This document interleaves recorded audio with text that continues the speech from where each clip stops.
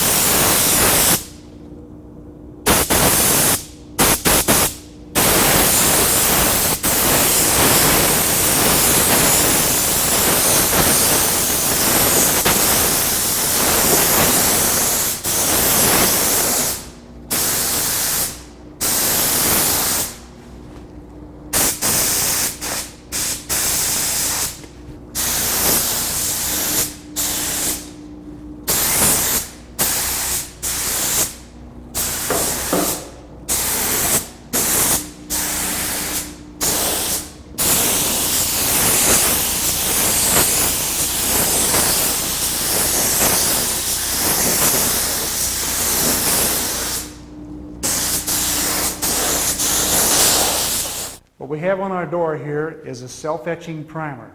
Put a couple of wet coats on and we left it air dry for about 10 to 15 minutes. Just let it flash. Now we're ready to put our regular primer on top of it.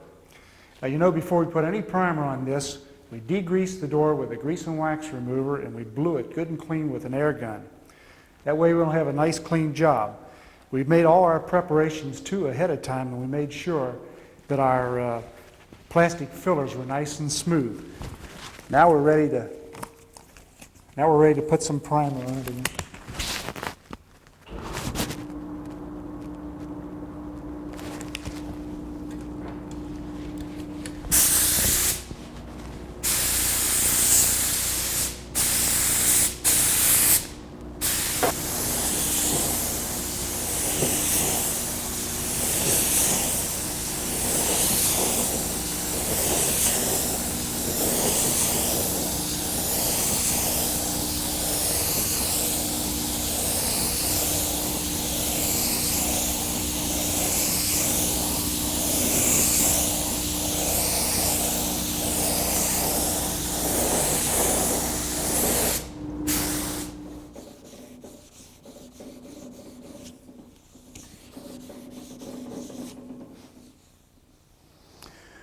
What I've done here, I've sanded this whole door with 320 paper. It's wet and dry paper. It's much easier to sand with water in this wet and dry paper. The paper stays clean and it cuts a lot better. Next thing I want to do is get this washed off, get it dried off. We're going to sand it with our board sander.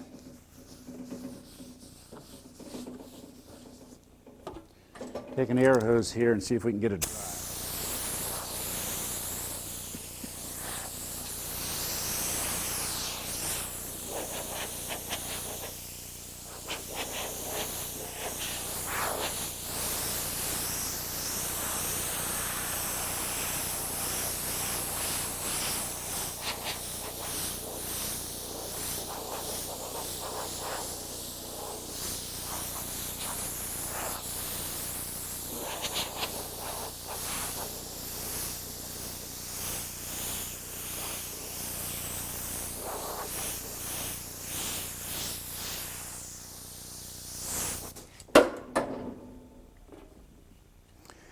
This board sander, we've got 180 paper on here. It's not wet and dry paper. You have to use it dry. It's difficult to find wet and dry paper that's made this long. So we're going to sand this, going back and forth in this direction to make sure we don't have any waves in it.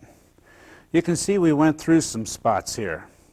this door is going to have to be reprimed a second time.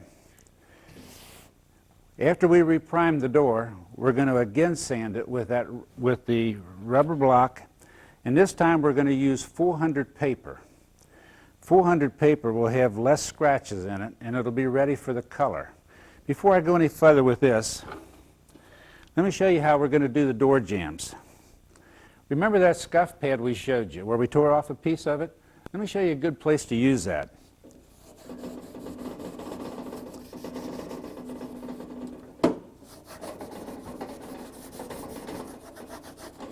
You know, you can get your finger in this, you can get all around this hinge. It's just a lot easier to use than what sandpaper would be. It does an excellent job. And again, it comes in different grits. If you had some pits in there, you might want to respray it with primer and sand it with some sandpaper or whatever's necessary to get them out.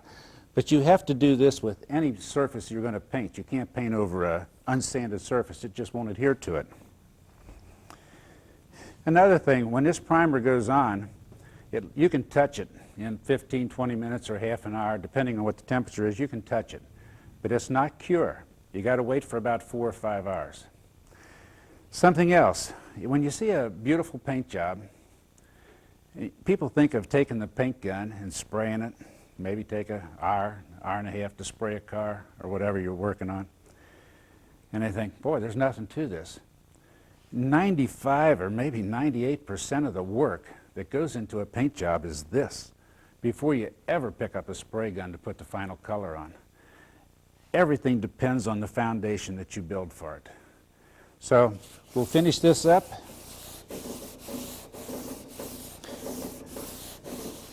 Next thing we'll do, when I get this finished, we'll reprime it.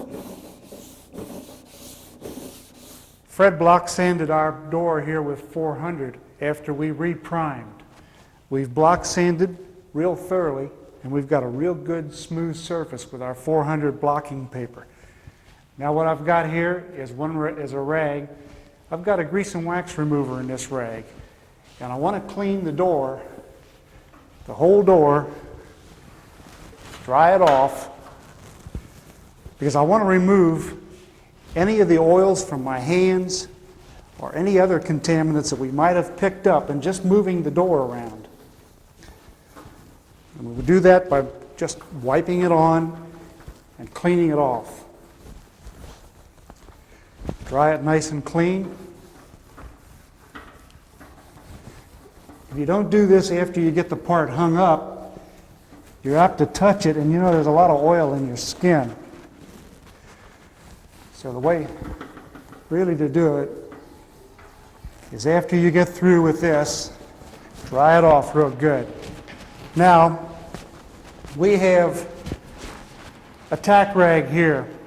This is a real sticky rag, and you can unfold it and use it 100 of times. When you get through with it, it's best to put this back into a baggie of some kind, because it makes it last a long time if it's not in the air. And what this does is it picks up all that dirt and other little particles that may be on this door that we don't want to get down in our paint. It makes it nice and neat. Picks up a lot of the dust and the dirt. All right, now I'm going to put a mask on, and we're going to shoot some paint on this, and this time we're going to use this high volume gun.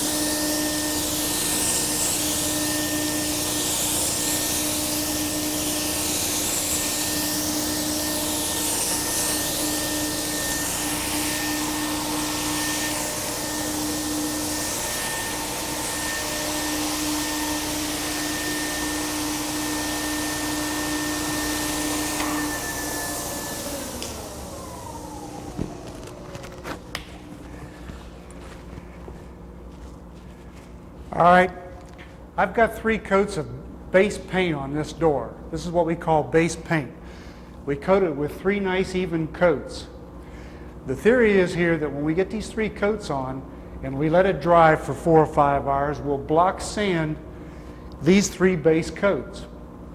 After we've blocked sand and we made sure we got all the other imperfections that we couldn't see when we had primer on it, then we're going to repaint it with 4 more coats of paint, and after those 4 coats of paint are on, we'll come back and sand with ultrafine sandpaper, and we'll buff this to a high shine, and we'll have a nice completed door.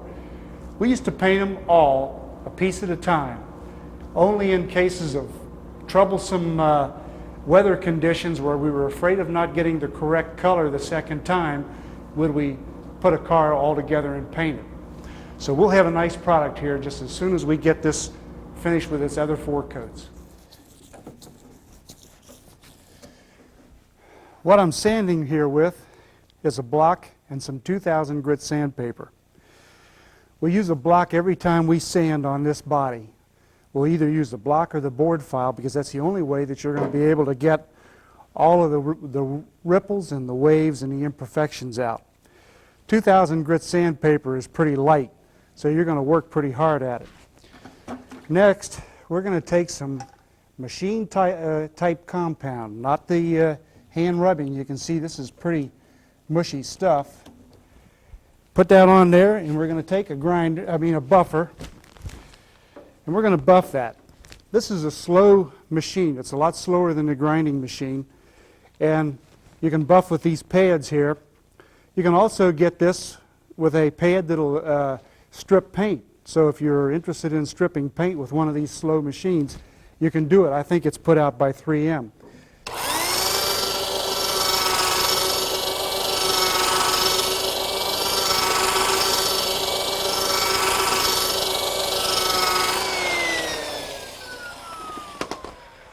Now you're going to discover that after you do all that sanding, that you're not going to have a whole heck of a lot of buffing to do. But you will have to take a rag and some of that machine compound. You want to remove these swirls. You want to take the swirls out of this paint. And just rub it until you get a nice shine. The color will really start coming up. This is the way you remove all the swirls and you get that nice slick shine. Now that's just a light machine rubbing compound that I'm using there. Now we have another compound, and this is even lighter. We're really working this down to to almost nothing, you know, as far as a grit of material that's cutting. And this is another light, real light compound. And this will take all those other little scratches out that you're looking to get out to make it so pretty. Boy, it's really coming up nice. It's getting real slick. I don't even see an imperfection there of any kind. Now, we have one other product that we'd put on this. That's a little bit too much, but anyhow, this is a polish, and that's all this is. It's not a wax. It doesn't contain any wax. You know, we can't put wax on these lacquers for at least 3 months after they've been painted. They have to cure all the way through. And even though we're able to sand and rub on it, it's far from cured. Once we put the polish on, we can rub that on there real nice and smooth and get a real nice finish.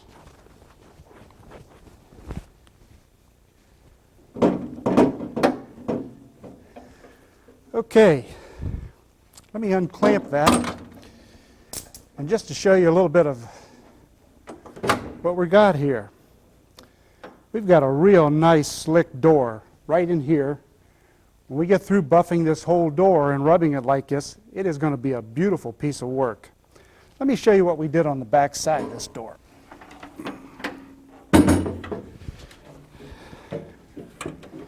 In order to gain access so we could metalwork this door, we cut this piece out.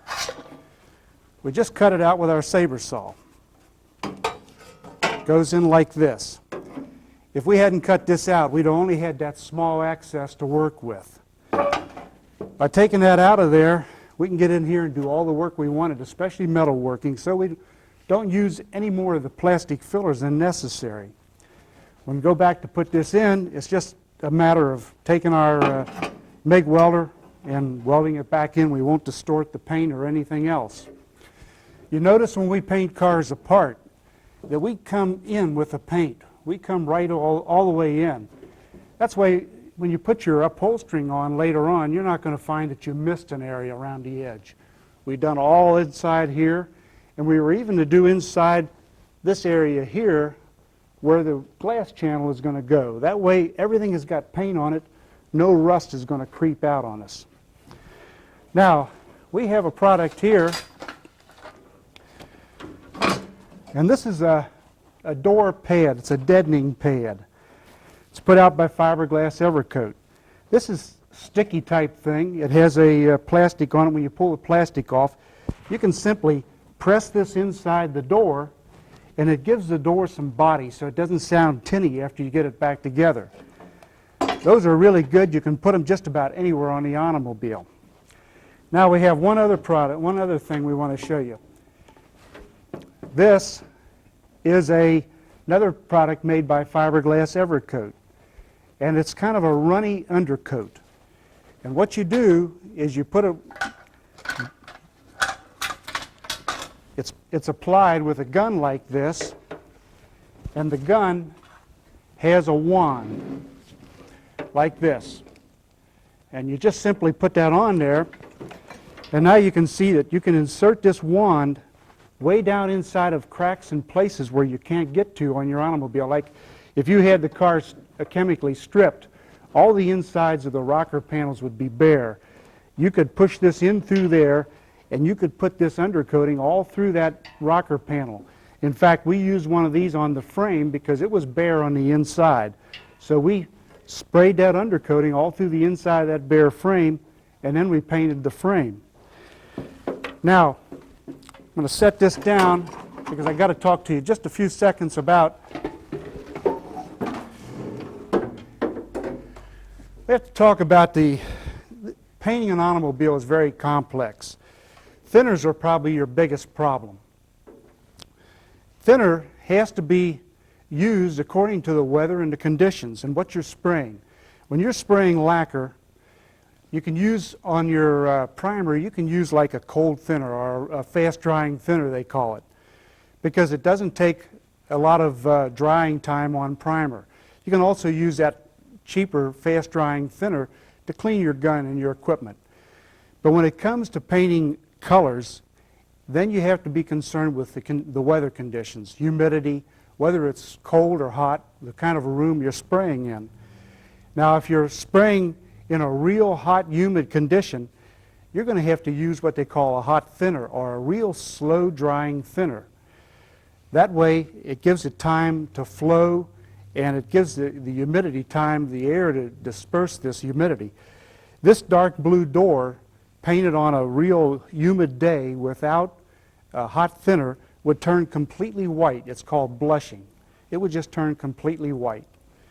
Now, another thing that we're trying to tell you all through these tapes is not to get too much material on your automobile. We talked about people who brag about 25 or 30 coats of lacquer. Well, we had 3 coats of lacquer on here. We block sanded it all clean through, got all our imperfections out. We came back with 4 more coats of lacquer, and then we came back and started our buffing process. So that's the way we did it, and that's the way we hold down the amount of material. Now, we also talked about painting automobiles apart. Well, we really did paint them apart. We painted them like this. We had our base coat on every part of the automobile, the hood, the deck lid, fenders, and whatnot. And then we would take the complete automobile and set it up in our spray area on horses so that we had every part of the automobile in the spray booth, only not attached, just in the booth at the same time. Because we did that because weather conditions and the way the technique of spraying and everything else can change the colors that you have to worry about. So we would assemble the whole car in our booth just hanging on horses, a door hanging on a horse, another door hanging on a horse, a fender, and we would have the whole automobile in there and we would spray the whole car at one time apart. So then when we assembled it, we weren't tricked by any change of colors. Now, maybe you don't want to attempt to paint the complete car. Well, here's a suggestion. Do what we did. Put your base coat on, sand it all down, and then maybe take it to a professional, to a body shop, and let him spray the final coat if you don't feel like you're capable of doing it. There's another thing we want to talk about. The paints with hardeners in them. Those paints cannot be used by a hobbyist. They take a professional. And there's a lot of junk floating around in our atmosphere. We've had some problems with lacquer being attacked by that junk. They have polyurethanes and they have acrylic enamels with the hardeners that you can use on these automobiles. Of course, we don't want you to spray that stuff, but you could put a base coat of paint all over your automobile and then take it to a body shop and tell the guy that you want an acrylic enamel with a hardener, finish coat on that car. He can spray the whole thing for you. You can take it back home and do the same thing you're doing with this lacquer. Just hand rub it and bring it to a shine and then assemble your automobile. This is really not hard to do, except it takes a lot of hard work. And as you can see, after you get through block sanding all these different coats and board sanding your plastic and making it as slick and smooth as possible, you can see how you're going to come up with just a beautiful, beautiful paint job. Here's a tip. That big buffer we used, if you don't have one of those, you can rent those. I'm pretty sure they're pretty reasonable to rent. Here's another tip. Remember our DA sander? You can buy an attachment, a little buffing wheel attachment to put on that. Boy, they're great to work around closed areas like down in there. They really do a nice job. You wouldn't want to try to buff a whole automobile with it, but for tight spots, that's great. Here's one more tip. When you're buffing on these high spots, you've got to be careful not to cut the paint off at the top of the edge. So you just put tape on there. When you buff, you'll leave that alone there and you'll catch it on both sides. You simply pull the tape off, hand rub it when you're finished.